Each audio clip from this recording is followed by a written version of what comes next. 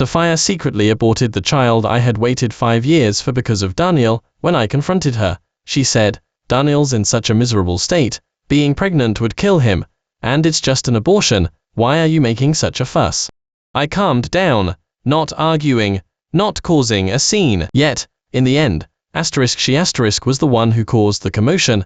We had been married for 5 years, and for all those 5 years, I had always looked forward to the arrival of this new life. This year, when Sophia found out she was pregnant, I was so happy I didn't sleep a wink all night. I even deliberately quit alcohol and cigarettes, all to better welcome the baby's arrival. Sophia saw all of this, yet I never imagined she would get rid of the baby so easily. My hands were on the steering wheel, and I tried my best to calm myself. But my heart still throbbed with unavoidable pain. Sophia, where are you right now? I am coming to you, immediately.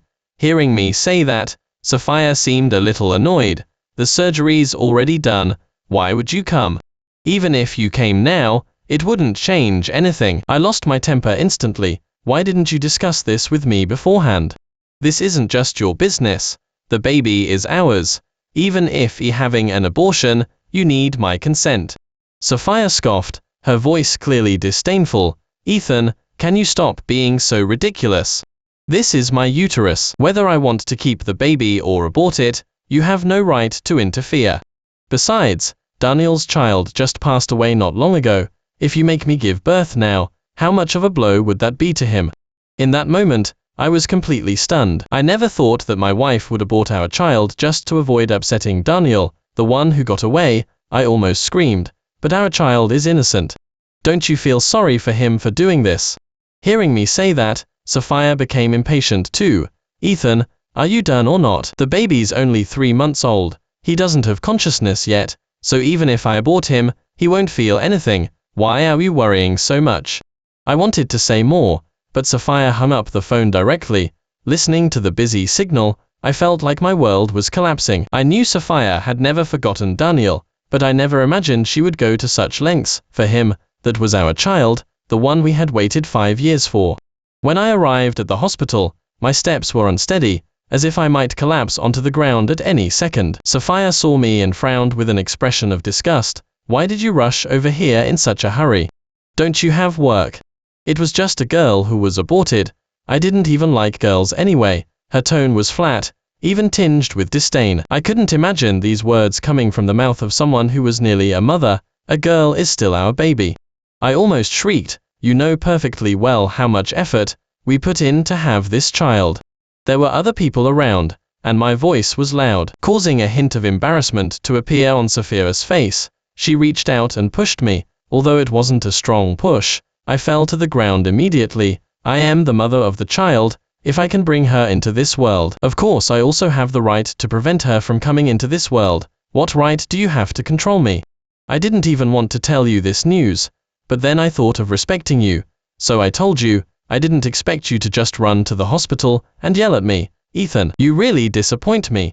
Watching Sophia's disgusted gaze, my heart slowly grew cold. In the past, I would never have treated her like this. I loved her so much that even knowing she had had an abortion for her ex-boyfriend, I still married her without hesitation. Even when it became very difficult for her to get pregnant later, I never resented her, but I never expected my deep affection to be met with such a result. Seeing my desperate expression, Sophia slowly knelt down, intending to help me up, and her tone softened slightly. All right, stop making a fuss. We're still young. We'll have plenty more chances to have children later. It's just one. Hearing her say it so casually, my heart felt like it was being cut by a knife. I was already 32 years old. Friends my age already had 2 children, but I didn't even have one. The only one I had was directly aborted by my wife. Moreover, I knew that given Sophia's physical condition after 2 abortions, getting pregnant again would be almost impossible. When would we ever have another child? I stared at her face, my eyes filled with despair. Will it be only when Daniel gets over his sadness that he'll consider having another child with me? Hearing me say that, Sophia's face instantly changed. Ethan, how can you talk like that? Daniel and I are ancient history. I only have friendship for him now, no other feelings at all. Can you stop spouting nonsense? What a great friendship, one that could even make Sophia sacrifice having children for him. I looked at Sophia and couldn't help but let out a bitter laugh. As I laughed, tears streamed down my face. Ethan, what more do you want from me? As if her patience with me had completely run out, Sophia's tone became increasingly impatient. I already told you that Daniel and I are just friends. How long are you going to keep making a fuss about this? We're married, but you don't even have basic trust in me. How can I feel at ease having your child like this? Hearing her say that, I looked up and quietly stared at Sophia. She was the one who insisted on aborting our child, yet now she was pushing all the blame onto me. Sophia, I used to trust you more than anyone, but what did you give me in return? You aborted our first child. Perhaps my tear-filled eyes were too intimidating, as Sophia froze for a moment, opening her mouth as if to say something. But before she could speak, her phone rang abruptly. Sophia pulled out her phone, just one glance, and her eyes became flustered. Without thinking, I knew who was calling her. Okay, I'll be right there. Wait for me at the hospital. She hung up the phone, seemingly wanting to leave immediately. Seeing me still on the ground, she hesitated for a moment, then explained, Daniel is sick. I need to go take care of him now. I could hardly believe my ears. She had just aborted our child for Daniel, and now she was going to the hospital to take care of Daniel, despite her weakened body. Sophia, how much do you love him? I looked at the woman who had been my wife for 5 years, took a deep breath, and said, Sophia, didn't you say you wanted to have another child with me? If you truly want to have another child for me, then don't go take care of Daniel now. You need to rest and recover your body. However, hearing me say that, a trace of disgust flashed in Sophia's eyes. How can you be so selfish? Daniel just got divorced and lost his daughter. Haven't you considered him at all? I must have been blind to marry someone like you.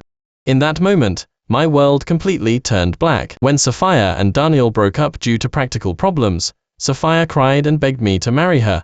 But now, she could actually say such words. It wasn't her who was blind, it was me. At that moment, I suddenly felt a sense of relief. I had tried to keep Sophia by my side like a kite on a string, but her heart had never truly been with me. All right, you go. Sophia didn't notice anything unusual in my tone. She walked quickly, as if afraid of delaying Daniel's illness, and showed no signs that she had just had an abortion. I knew our marriage had reached its end. I didn't know how I walked out of the hospital. By the time I returned home, dejected and lost, it was already dusky. Looking at the toys I had prepared for the unborn child, displayed in the living room, my heart suddenly twisted with pain again. She had been so close, yet I couldn't protect her. I held the carefully prepared toys, and tears involuntarily streamed down my face again. I don't know how long passed, until it was completely dark outside, before I finally took out my phone, and sent a message to Sophia's parents, then fell into a heavy sleep. I had expected to be sleepless, but I wasn't. Every night, Sophia would torment me for various reasons, whether it was getting up in the middle of the night to get her water, or accompanying her to the bathroom. Now that she wasn't by my side, I actually slept soundly until dawn. When I opened my eyes again, I found dozens of missed calls and messages on my phone, almost all from Sophia's parents. As for Sophia, she hadn't sent me a single greeting. I knew she had been busy, taking care of Daniel since yesterday afternoon. How could she have time to care about my affairs? However, perhaps after the struggle and contemplation of last night, Sophia's neglect no longer bothered me so much. When I arrived at the office, I found that Sophia's parents were already waiting downstairs. Seeing me, the old couple immediately smiled and approached. Ethan, you're finally here. Mrs. Miller handed me a bag of things. I looked down and saw it was full of homegrown produce from the countryside. They lived in the countryside and must have taken the early morning bus to get to the office so early to wait for me. Seeing their travel-worn appearance, I suddenly felt a pang of injustice for them. How could such good parents have raised a daughter like her? I accepted the bag. After all, it was their kind gesture, and I couldn't refuse. Seeing me take the bag, Mrs. Miller seemed relieved. Ethan, you sent us a message yesterday saying you wanted to divorce Sophia. Is that true? Mr. Miller also looked at me with expectant eyes. I knew they wanted to hear a negative answer from me, but remembering the child who had not yet seen the world, I hardened my heart and told them the truth. Mom and Dad, that message is true. I've made up my mind. I am divorcing Sophia. Hearing me say that, Mr. and Mrs. Miller's eyes dimmed immediately. Ethan, divorce is not a game, and Sophia is still pregnant. If you divorce, what will happen to her? It seemed Sophia hadn't told them she had aborted the child. You also know that it's very difficult for a divorced woman with a child to make it on her own in society. Mrs. Miller was very anxious. After all, Sophia was her only daughter. Mr. Miller, however, seemed to realize something and stopped his emotional wife. You say less for now, and listen to what Ethan has to say. When they first got married, I knew Ethan was a responsible man. If he's making such a demand, something must have happened. Saying this, he looked at me, as if asking for my opinion. Seeing him like that, I sighed. Mom and Dad, to be honest, Sophia aborted the child behind my back. You know how important this child was to me, so I can't accept this and have decided to divorce her. Hearing me say that, Mr. and Mrs. Miller were both shocked, especially Mrs. Miller, who collapsed directly onto the ground. I knew they had also been looking forward to this child. From the moment we got married, the old couple had always wanted a grandchild, but now they never imagined their own grandchild would be personally aborted by their daughter. Before they could speak, a familiar voice came from behind them. Dad, Mom, why are you here? I turned around and saw a tired-looking Sophia. Seeing her, Mr. and Mrs. Miller both had angry expressions. You still have the nerve to call me Dad. Look at what you've done. Mr. Miller rushed over and actually slapped Sophia across the face. Sophia's head snapped to the side from the blow, her face full of disbelief. Dad, you hit me. Why can't I hit you? Mr. Miller, who had always doted on Sophia, looked at his daughter with a face full of disappointment. Ethan is such a good young man. How could you do such a thing? At this point, Sophia understood. She turned her head and looked at me angrily. I just aborted the child. Did you really need to tell my parents? I've told you many times, we're still young. We can have children later. Do you have to be so impatient? I looked at Sophia. The girl who used to be so lovely in my memories had completely changed. Sophia, I no longer want to have children with you. Let's get a divorce. Hearing me say I wanted a divorce, Sophia was startled, her face full of disbelief. You want to divorce me? Ethan, have you forgotten what you said when you married me? You said you'd never abandon me, but what about now? You're actually divorcing me just because I aborted that child. In your eyes, is the child more important, or am I? When we got married, I did tell Sophia that I would never abandon her. However, Sophia was the one who abandoned me, and our child first. Sophia, you aborted our child because of the one who got away. That was a living being. How can you expect me not to mind?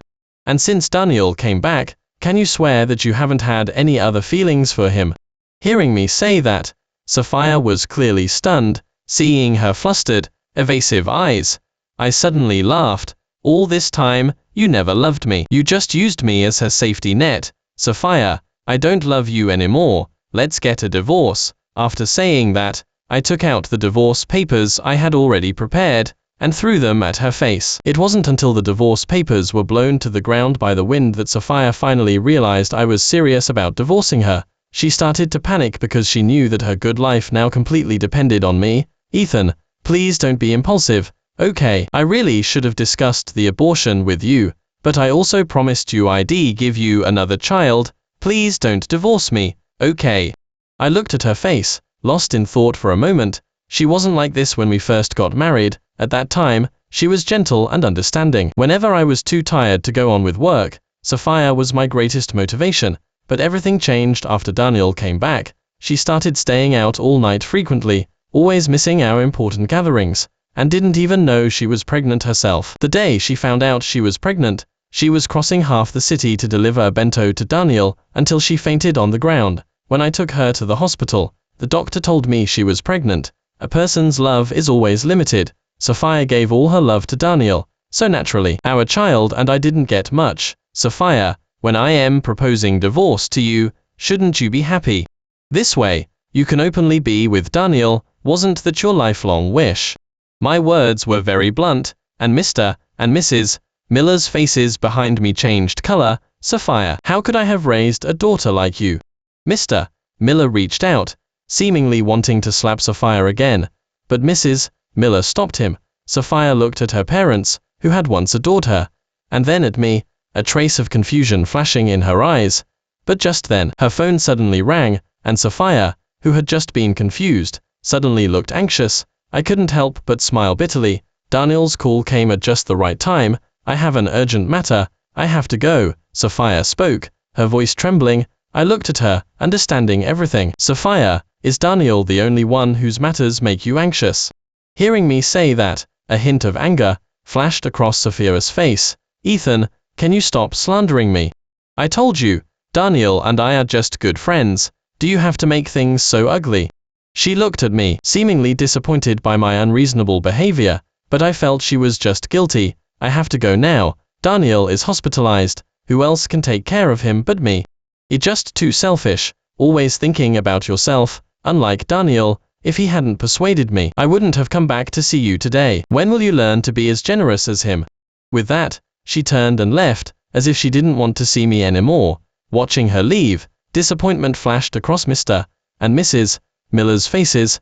Mom and Dad, I am going to the office first. There's a pile of things waiting to be handled at the office. Yesterday, I ended a meeting early, and the content hadn't been fully discussed. I had come to terms with it. I had let Sophia delay too many things before, but from now on, I would absolutely not let her affect my life. I constantly numbed my senses with work, hoping to lessen the pain of losing my child. After work, I dragged my exhausted body home, but before I could push open the door, I heard sounds of laughter from inside. It was Sophia and Daniel. Sophia had actually brought Daniel home. I pushed open the door. Daniel was sitting on the sofa, while Sophia, wearing an apron, was bustling around, cutting fruit and cooking. Seeing her so attentive, I felt a surge of disgust. Daniel saw me first. Seeing me standing at the door, he seemed to want to greet me. But before he could stand up, he started coughing again. Ethan, cough, cough, cough. Seeing him cough, Sophia quickly helped him sit down, and handed him a cup of warm tea. You're not feeling well. Just sit still. Then, she turned to me, and looked at me angrily. You know Daniel is sick. Why are you making him stand up? Ethan, I never thought you'd be such a malicious person. Don't say that, Sophia.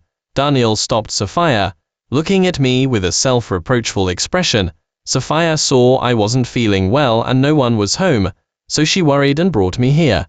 Ethan, don't overthink it. Though he told me not to overthink it, his words were clearly boasting about Sophia's concern for him. I looked at Daniel's ambition masked by his frail appearance, and couldn't help but feel like laughing. Did he really think I couldn't see through these little tricks? But they forgot. This was my house. Neither of them had the right to live here. Sophia, I've already explicitly told you I want a divorce, and you still have the nerve to bring your mistress home. What mistress? Hearing me say that, Sophia became indignant. Daniel and I are innocent. Don't slander us. Seeing her defensive reaction, I curled my lips. Not a mistress. Then why did you abort our child for a man who has nothing to do with you? And why did you bring him home while I was away? Sophia, don't you think what he's saying contradicts itself? I paused, then pulled out the deed to the house, and threw it in front of them. Also, this is my house. Both of you, get out.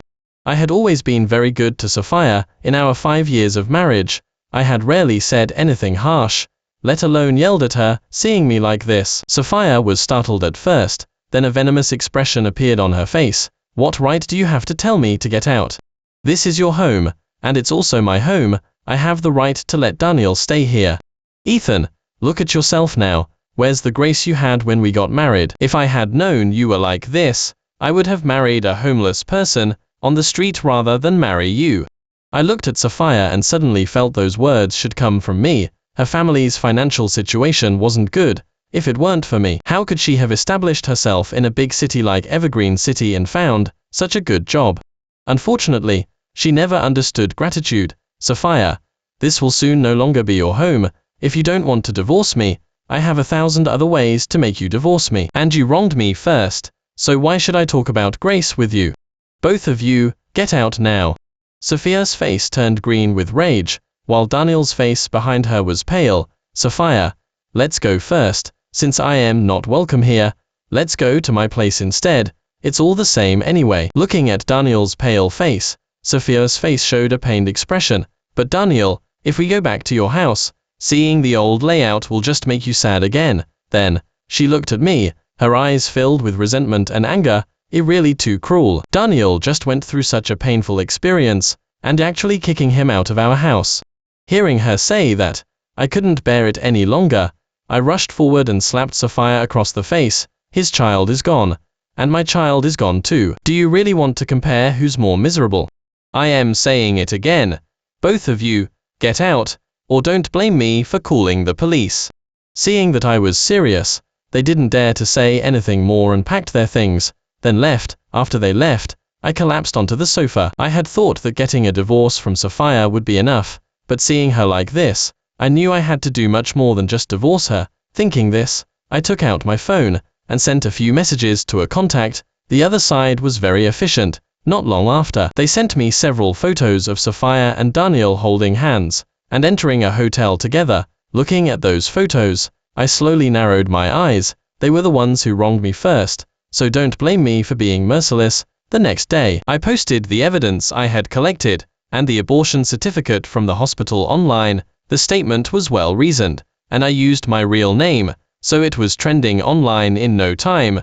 People online left comments, cursing Sapphire. Oh my god, what kind of person is this? She actually aborted her own child for the one who got away. This guy is too miserable. He's successful in his career and handsome, but he met such a terrible woman. The mistress is disgusting too. He clearly knew this woman was pregnant with someone else's child, but he still eagerly went and seduced her. I bet he's just after money.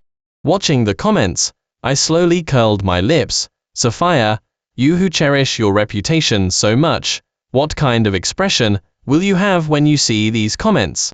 Soon after the statement was posted, Sapphire's calls started coming in one after another. It was strange. She hadn't reacted so strongly when I messaged her about the divorce that day. After I blocked one number after another, she still relentlessly kept calling from different phones. I finally lost my patience and pressed the answer button. Before I could speak, Sapphire's voice reached my ears. Ethan, are you crazy? How could you play the victim online? I just aborted a child. Do you need to slander me like this? Slander? I curled my lips and calmly replied. Was anything I said a lie? Hearing me ask that, Sapphire froze for a moment, but then she became self-righteous again. But you still shouldn't have posted this online. Don't you know don't air our dirty laundry in public? Couldn't we have talked about this at home? No, I replied. Sapphire, we don't have a home anymore. What do you want from me? Hearing me say that, Sapphire's voice became somewhat hysterical. Divorce me, I replied. I thought Sapphire would agree, but I didn't expect her to prefer facing online backlash over getting a divorce. No divorce. Seeing that Sapphire wouldn't budge, I lost interest in continuing the conversation with her. I hung up the phone directly and blocked that number of hers as well. After hanging up, my phone suddenly displayed a bank transaction notification, but it was strange. I hadn't purchased anything. I suddenly remembered that I had given Sapphire an authorized user card. Since she didn't spend much, she hardly ever used the card. So I had put the matter out of my mind. But opening the message now, I realized that over the past 6 months, she had continuously spent almost 3 million using this card. I checked the transaction details at the bank and found that Sapphire had not only used the card to pay her mortgage, but also bought a BMW. It was clear who these things were for. Thinking about Sapphire's refusal to divorce me, I had my answer. She didn't not want to divorce me. She simply couldn't divorce me. After all, if she divorced, who would continuously provide her with money? Thinking this, I didn't hesitate at all and posted these details online as well. After I released the bank transaction records, the post was once again trending online. A few more days passed, and the public opinion continued to grow. Under the influence of the public, Sapphire's company also had to publicly announce that Sapphire was suspended and sent home. But this was only the beginning. I knew Daniel wouldn't be spared either. Sure enough, not long after, Daniel's company also found a reason to fire him. Sapphire herself didn't seem to mind being fired, but when Daniel was fired, Sapphire's calls started ringing on my phone again. As soon as I answered, Sapphire's angry voice reached my ears. Ethan, how long are you going to keep this going? Do you want to see Daniel and me forced to our deaths before you're satisfied? I didn't answer her. Instead, I asked, are you sure you won't sign those divorce papers? Hearing me ask that, Sapphire seemed to hesitate, but she still gritted her teeth and insisted. Yes. Good, I replied. I have evidence of your infidelity. Today, I will file a lawsuit with the court and proceed with a contested divorce. Hearing that I was going to pursue legal action, Sophia immediately became anxious. It's just a divorce. Why do you have to take this to court? Ethan, this has been going on for too long. Please stop. She spoke so easily, but she never considered how heartbroken I was after losing the child. Impossible, I blurted out, and then hung up the phone. After hanging up, I contacted my lawyer and explained that I wanted a divorce. Seeing the photos I sent, the lawyer confidently told me, divorce definitely won't be an issue. Not only that, but the mistress will have to pay back all the money she spent of yours. I nodded and filed a complaint with the court. Soon it was the day of the hearing. Perhaps due to the ongoing online backlash, these past few days, Sophia looked very haggard, having long lost her vibrant demeanor. Seeing me, a flicker of light appeared in her eyes, but it quickly extinguished. I had irrefutable evidence and public support. Not long after the judgment was announced, Sophia and I were divorced. She forfeited all assets, and both she and Daniel had to compensate me for all my losses. Seeing this outcome, I clenched my fist. My child, does this count as revenge for you?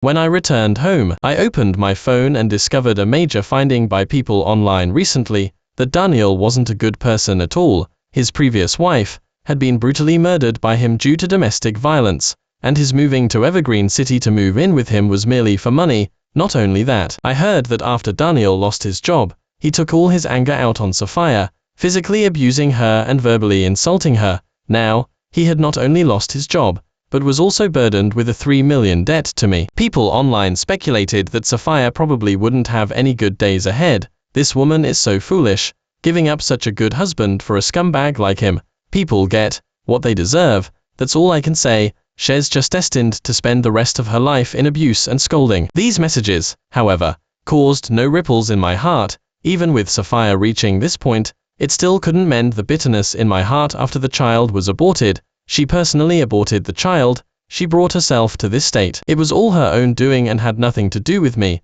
I lit a candle and slowly walked into the room I had prepared for my unborn child. Looking at the toys and clothes I had meticulously prepared for him, a tear slipped from the corner of my eye. My child, if there's a next life, will you come back to me? Just as I was grieving, my phone suddenly rang. I opened the screen. It was Sophia. I was going to hang up, but my hand slipped, and I accidentally pressed the answer button. Sophia's voice came through as my finger slid. Ethan, I regret it. She regretted it. But what good was regret now? My child was gone, never to come into this world again. I would never hear her call me daddy. After leaving you, I realized how important you truly are to me. Sophia sobbed, her voice suppressed.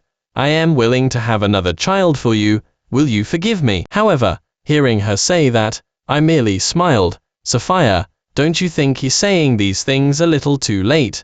I knew why she was looking for me. It was nothing more than her not being able to make it with Daniel, discovering his true nature, and then turning back to me. But why should I keep being her safety net? Ethan, I know, what I am saying now must sound ridiculous to you, but I still want to tell you that it wasn't until I left you that I realized I simply couldn't lose you. And that child, I realize now how foolish my actions were back then. I used to have a perfect family, but I destroyed it with my own hands. Sophia quietly sobbed. If it were the old me, hearing her like this would have broken my heart. But now, I felt nothing. You should have realized the moment you aborted the child that I would never forgive you. Saying that, I wanted to hang up, but Sophia stopped me. Her voice was filled with despair. I realized then that she seemed to be calling me from some hidden corner. Ethan, please, don't hang up, okay? Just let me hear your voice a little longer, okay? I didn't speak. Just as I was about to hang up, I suddenly heard Daniel's voice. Sophia, who are you talking to? His voice was grim, completely devoid of the weakness it had held before, and the call was disconnected that very instant. I hadn't intended to get involved, but after a moment's thought, I called the police anyway. That same night, news broke of a woman brutally murdered in her home by her boyfriend. When the police found her, she had already been dismembered. Connecting it with the specific timing, I instantly deduced that the woman was Sophia. Daniel was arrested on the spot, convicted by the court, and sentenced directly to death. Seeing the fate of that dreadful pair, I sat before the memorial for the unborn child, and lit another candle. However, those matters no longer concerned me. After all, I still had to look forward.